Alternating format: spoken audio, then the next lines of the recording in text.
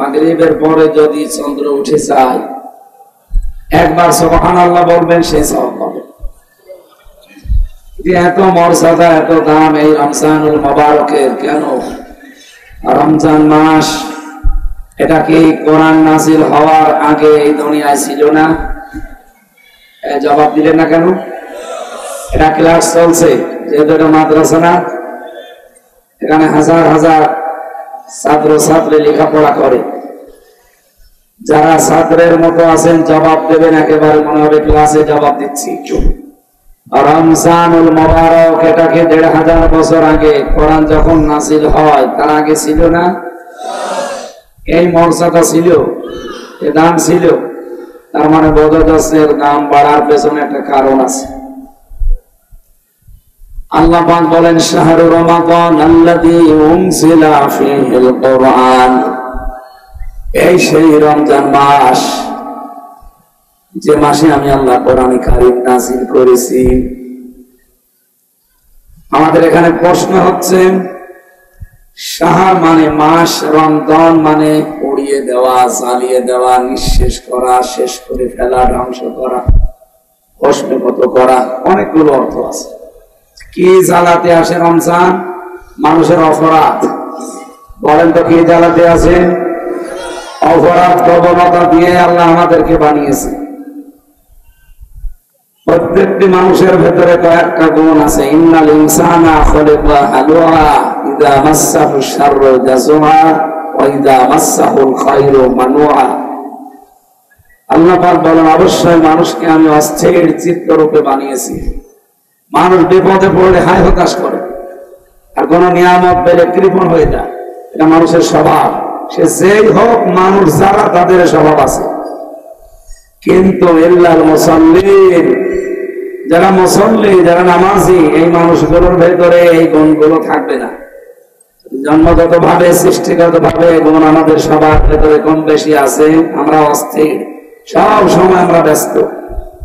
২ নম্বরে, আল্লাহর নিয়ামত পেলে আমরা কৃপণ হয়ে যাই, আর বিপদে পড়লে আমাদের হতাশা নেমে আসে। এ কথা কার? এই গুণগুলো আমাদের ভেতরে আছে না? কিন্তু থাকবে না কাদের ভেতরে? ইল্লাল মুসাল্লিন, যারা নামাজ পড়ে। কোন নামাজি? আমরা তো নামাজ পড়ি, অথচ এই গুণ আমাদের ভেতরে আছে। কোরআনের আয়াত কি মিথ্যা নাকি? বলেন বলেন। আল্লাযীনা হুম আলা সালাতিহিম দাঈমুন। রব্বুল আলামিন বলেন যে নামাজি তার নিয়মিত নামাজে, তার মানে নামাজি হলেই হবে না, নামাজে নিয়মিত হওয়া লাগবে। যে মানুষগুলো তার নামাজে নিয়মিত, এখানে দাঈমুন মানে সর্বদা। আমি দাঈমুন শব্দের ব্যাখ্যা পড়তে গিয়ে 4টা বিষয় পেয়েছি। যেহেতু সবাই পৃথিবীতে আমরা এগুলো দিয়ে তৈরি, এগুলো আমাদের জন্মগত ভাবে, সৃষ্টিগত ভাবে দেওয়া আছে। মুসল্লিদের ব্যাপারে আল্লাহর বক্তব্যটা আলাদা, যে মুসল্লিদের ভেতরে এই গুণগুলো আপনি পাবেন না। কিন্তু সব মুসল্লি না, যারা নিয়মিত নামাজি। প্রশ্ন আমাদের যে আমরা তো নিয়মিতই নামাজি, নামাজ তো আমরা 5 ওয়াক্তের জায়গায় 6 ওয়াক্ত তাহাজ্জুদ মিলে পড়ি, এরপরও আমাদের অস্থিরতা কাটে না। বিপদে পড়লে হতাশা আমাদের ঘিরে ধরে। পৃথিবীতে আমরা নিয়ামত পেলে কৃপণ হয়ে যাই। কোরআনের সাথে আমাদের বাস্তবতার এবং আল্লাহর কথার যেহেতু মিল নেই, হয় আমরা সত্য, নয় আল্লাহ সত্য। বলেন তো কে? অবশ্যই এখানে কোন কারণ আছে। আপনি কোরআন শরীফের ভেতরে পড়ে দেখবেন, নামাজের কথা মাত্র আল্লাহ পাক একবার বলেছেন। কয়বার? বলেন বলেন। ফাসাল্লিলি, হে নবী আপনি নামাজ পড়েন। এটা নিয়ে যাবেন, এখানে আসবেন নাকি? এখানে কেউ আসবেন না, আর পিছিয়ে যাবেন। পৃথিবীতে একটা বার আল্লাহ জানিয়েছেন শুধু ফাসাল্লিলি, হে নবী আপনি নামাজ পড়েন। কার জন্য? লিরাব্বিকা, আপনার রবের জন্য। আপনি বাংলাদেশ সহ বিশ্বে তাকান, যারা আল্লাহর জন্য নামাজ পড়ে শুধুমাত্র ইখলাসের সাথে, তাওয়াক্কুল আল্লাহর উপরে ভরসা করে, খুশুর সাথে, এদের দুনিয়া একদিকে চলে যাবে, এক ওয়াক্ত নামাজ থেকে সরাতে পারবেন না। এই কথা বলে না কেন? খলিফাতুল মুসলিমিন হযরত ওমর, ওনাকে একজন মূর্তি পূজারী, আগুন পূজারী একজন লোক পেছন দিক থেকে নামাজি অবস্থায় ছুরি ঢুকিয়ে দিয়েছিল পেটের ভেতরে। তিনি দুর্বল হয়ে পড়লেন রক্তক্ষরণের কারণে। সাহাবায়ে কেরাম তাকে ধরে নিয়ে গেলেন একটা নিরাপদ জায়গায়। আর ওই লোকটা যাবার সময় কমপক্ষে ছুরি ঘোরাতে ঘোরাতে গিয়েছে 7 জন সাহাবী শহীদ হয়ে গেছে। হযরত ওমর তো জ্ঞান হারিয়ে ফেলেছেন। যখন তার হুঁশ ফিরেছে, খাবার যখন মুখ দিয়ে তাকে দেওয়া হয়, সেই জায়গায় ছুরি লাগিয়েছে ওই জায়গা দিয়ে বেরিয়ে যায়, তার মানে আর বাঁচার সম্ভাবনা নেই। এরকম কঠিন পরিস্থিতিতে হযরত ওমর সাহাবীদেরকে বললেন, নবীর সাহাবীরা, আমার ইমামতিতে যে নামাজ আরম্ভ হয়েছিল ওটা তো 1 রাকাত হয়েছিল, ফজরের নামাজ, বাকি আরো 1 রাকাত বাকি ছিল। ওই রাকাত নামাজ কি তোমরা পড়েছো নাকি নষ্ট করে ফেলেছো? আপনি ভাবতে পারেন কত কঠিন পরিস্থিতি, জীবন মরণ নিয়ে টানাটানি, হুঁশ নেই। হুঁশ ফেরার পরে আমরা হলে জিজ্ঞাসা করতাম, আমার ছেলে কোথায়, মেয়ে কোথায়, আমার ব্যবসা বাণিজ্যের অবস্থা কি? অথচ হযরত ওমর ডাক দিয়ে বললেন, সাহাবীরা, 1 রাকাত নামাজ হয়েছিল, বাকি 1 রাকাত কি পূরণ করেছো? কারণ তারা নামাজ পড়তেন রবের জন্য। কার জন্য? আমরা অনেক মুসল্লি আছি, নামাজি আছি, আমাদের নামাজ হয় ভোট পাওয়ার জন্য। অথচ এলাকার মানুষ বলবে লোকটা নামাজি এই জন্য। কথা বলে ঠিক কিনা? মুসল্লি যদি সত্যি আল্লাহর জন্য নামাজি হয়, ওই মানুষগুলোর ভেতরে আল্লাহর বর্ণিত এই গুণগুলো থাকবে না।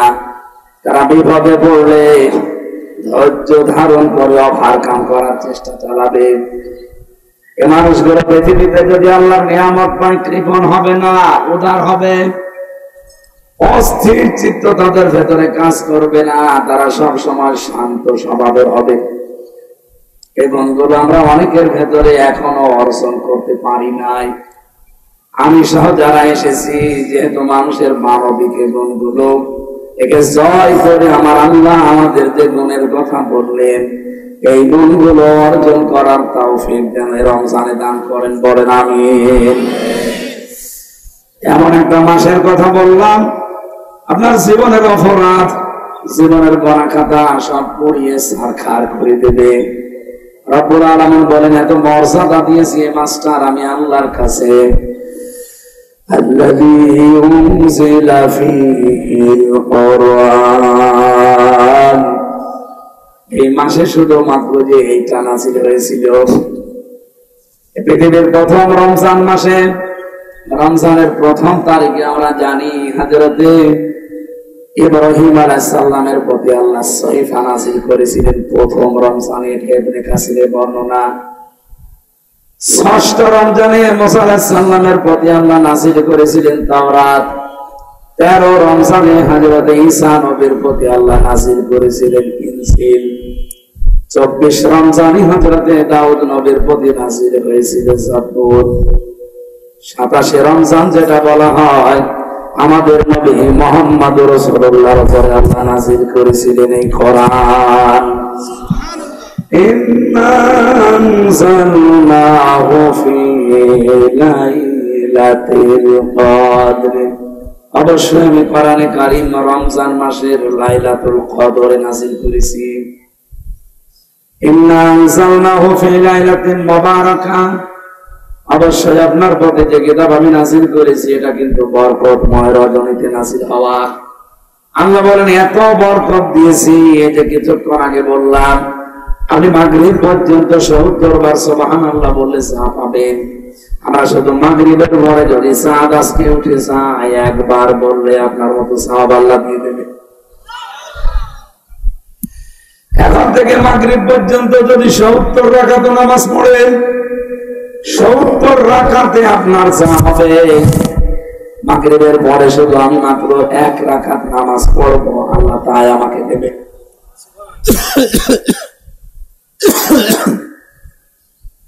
সব কিছুর মূলে যা, তার নাম কি? আর জোরে বলেন। সেই কোরআনে কারীমকে শিক্ষার জন্য, জানার জন্য এই প্রতিষ্ঠানগুলো ওনারা বানিয়েছে। কি সিরাজি সাহেব এবং ওনার স্ত্রীকে জিজ্ঞাসা করেন, ওনাদের উদ্দেশ্যই হচ্ছে মানুষ যেন কোরআন জানবে, পড়বে, বুঝবে, মানবে, নাকি অন্য উদ্দেশ্য আছে? এখানে অনেকগুলো প্রতিষ্ঠান আছে, মেয়েদের আছে, পুরুষের আছে। এটা ফাজিল মাদ্রাসা না? ফাজিল পর্যন্ত 1 থেকে না, 1 থেকে ফাজিল পর্যন্ত। গ্রাম অঞ্চলের ভেতরে একটা বিশাল ব্যাপার, কিন্তু এটা তাও মেয়েদের জন্য শুধু। বাংলাদেশে বহু জায়গায় নারী পুরুষ এক জায়গায় পড়ার নিয়ম আছে, এখানে শুধু মেয়েদের। আশা করছি পর্দাটা এখানে একটু ভালো আছে। আপনাদের আশপাশে যারা আছে, আমার মনে হয় এখানে লাজ্জাতুন নিসা কামিল মাদ্রাসা একটা ছিল না, রাজবাড়িতে। আমি ওখানে একবার এসেছিলাম, মনে হয় ওই 16 সাল 17 সালের দিকে, জেলে যাওয়ার আগে। এই রাজবাড়ি আপনাদের আল্লাহর ওলি যারা, এরা তো ঢুকতে দিত না। কোথায় তারা? পালিয়েছে। কি জানো ওনার নাম? ওই যে জিল্লুল হাকিম নাকি নাম জানো? কি সুন্দর সুন্দর নাম গো, আল্লাহর নাম নিয়েছে জিল্লুল হাকিম। সব আল্লাহর নাম না, অথচ আল্লাহর কোরআনে বাধা দিত। কি নাম নিয়েছেন আর আপনি করেন কি?